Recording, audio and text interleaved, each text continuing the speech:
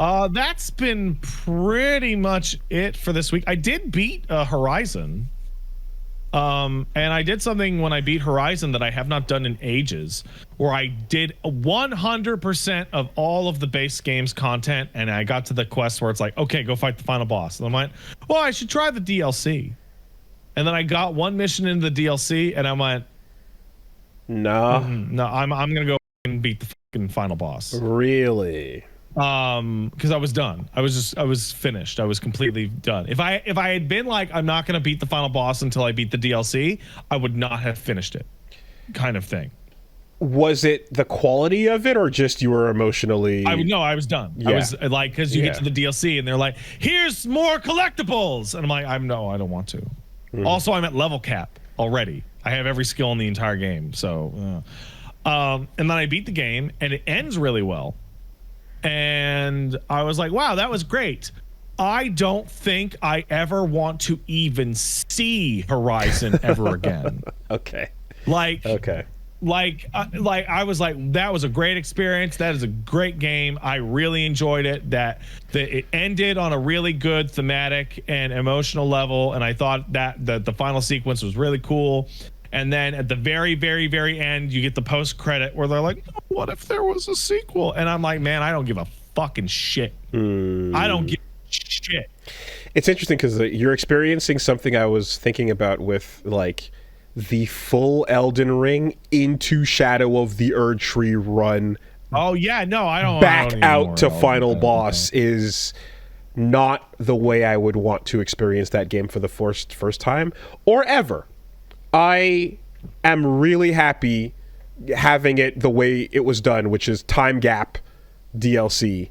Yeah, you know, and revisit. There is an absolute like exhaustion point I hit upon like if I were coming to this game much later, where like I'd have to just be like, okay, we get access to the new location, but fuck this, we're out.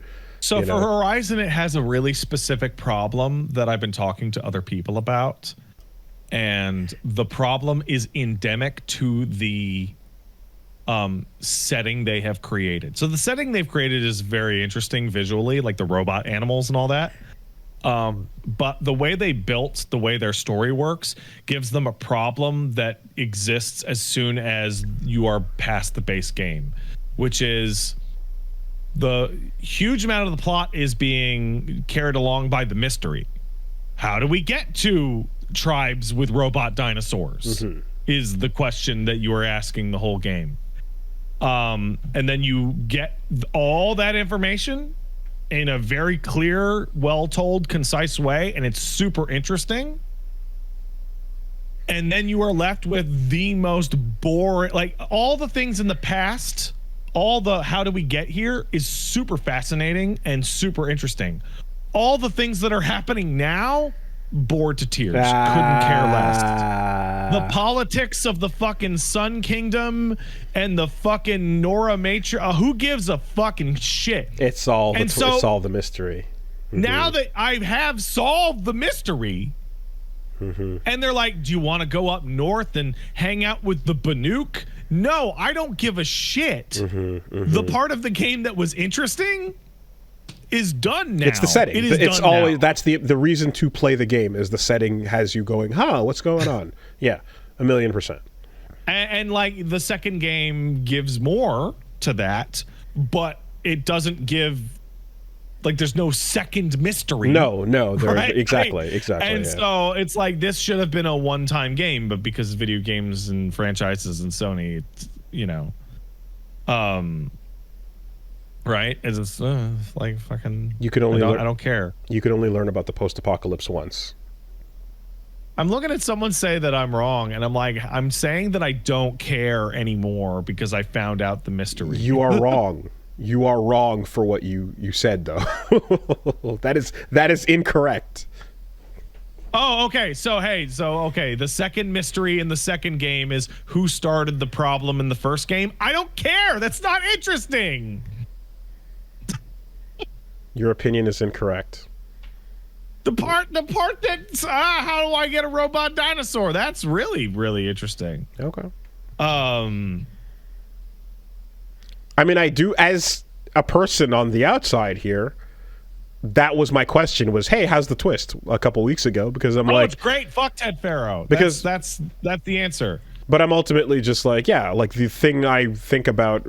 only thing I think about besides that game is being a large, it happens to be a Sony AAA franchise, you know, like that's flagship, but it could have easily just been a random indie game where you're still just like, oh yeah, how'd we get here? What's the mystery of the world, you know?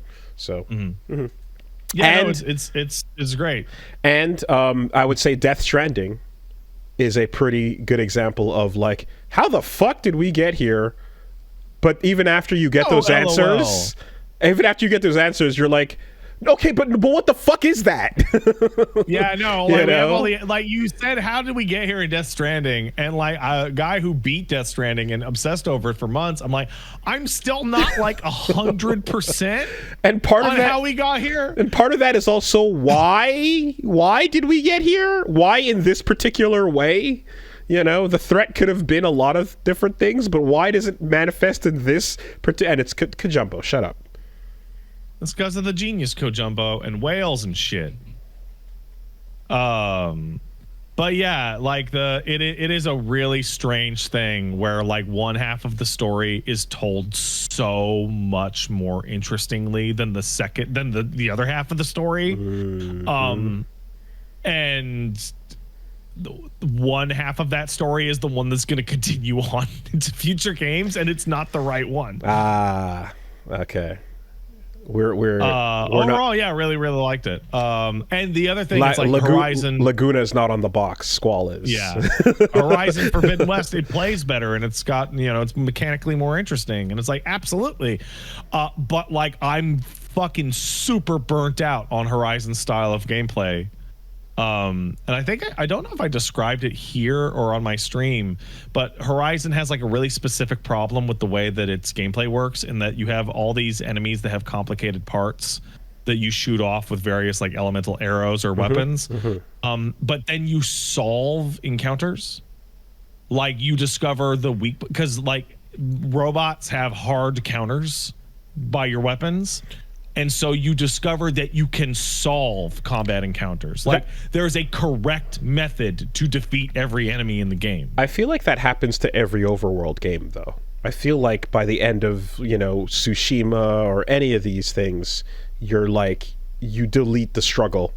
Okay, so Tsushima's a really good example. So in Tsushima, like you have like, do I want to stealth them, or do I want to shoot them, or do I want to fight them, and all the tools within, right?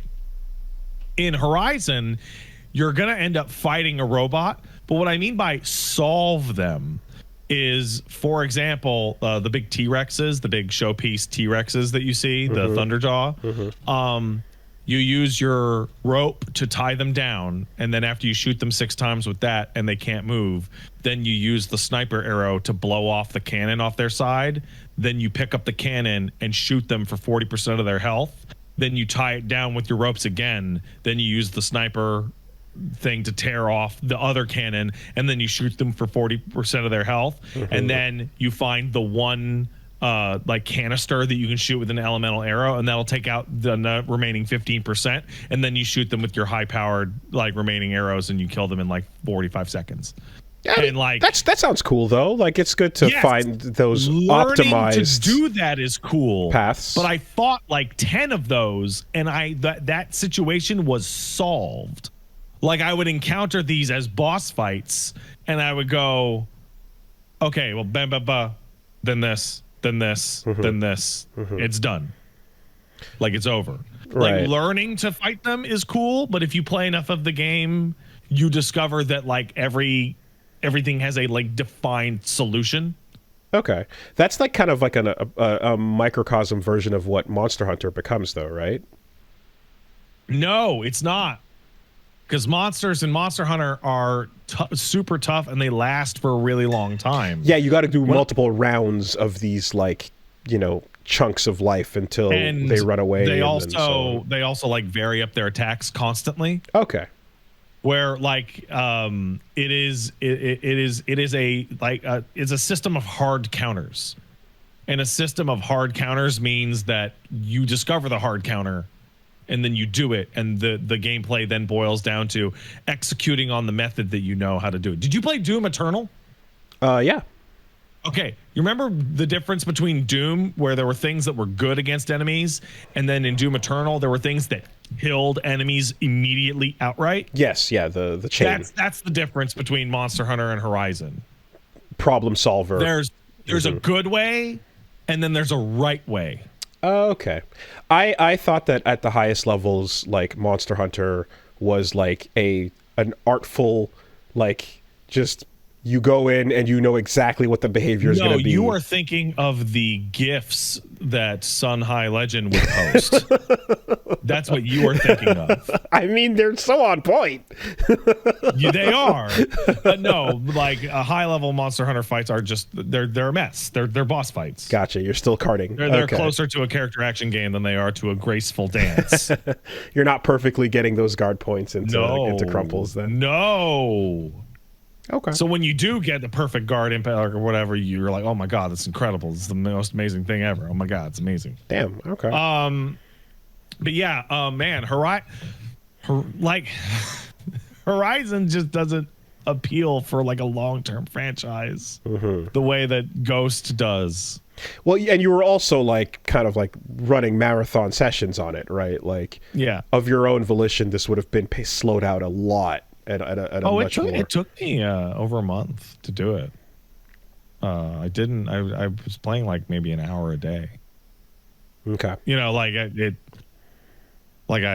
did not like beeline this over a weekend. So like I got like a fairly like representative like normal consumer fucking like length playthrough on this. The only difference was that I actually went out of my way to do absolutely every side piece of content that existed in the game, which was a massive mistake. Yeah, that's again. Tsushima you've got to make that value proposition in your own brain and decide whether Tsushima or not is to way commit better, to it. by the way. Like as like a Sony first party open world game, like the side content in Tsushima is like valuable and interesting and beautiful, whereas the side content in Horizon is like 60-70% like collectibles. I would also say that Tsushima is interesting in the present moment all the way up until the end. You know, yeah. I can absolutely follow the idea of like, we've seen the places, we've learned the things, we're just like waiting for the last dominoes to fall at this point and like losing its luster on the way out. So yeah. Okay. Yeah, Horizon has like a real death knell part where you solve the mystery and they're like, go fight the final boss, and any content that you do in between those two moments is just like this big like and also to talk shit, like massive shit about the final boss of Horizon Zero Dawn, it is a normal enemy that has been made stronger. It is not a unique robot. Oh, that's a bummer. It is like the sequence is pretty good, but the actual final boss is a normal enemy that has been made like more resilient. How is it not just a walking robot man? I don't fucking know. That is a really complex encounter that you have to go through a bunch of different phases. I was expecting a really gigantic, like a super big dinosaur. I was expecting robot man. Like, that's weird. Okay, all right, I guess.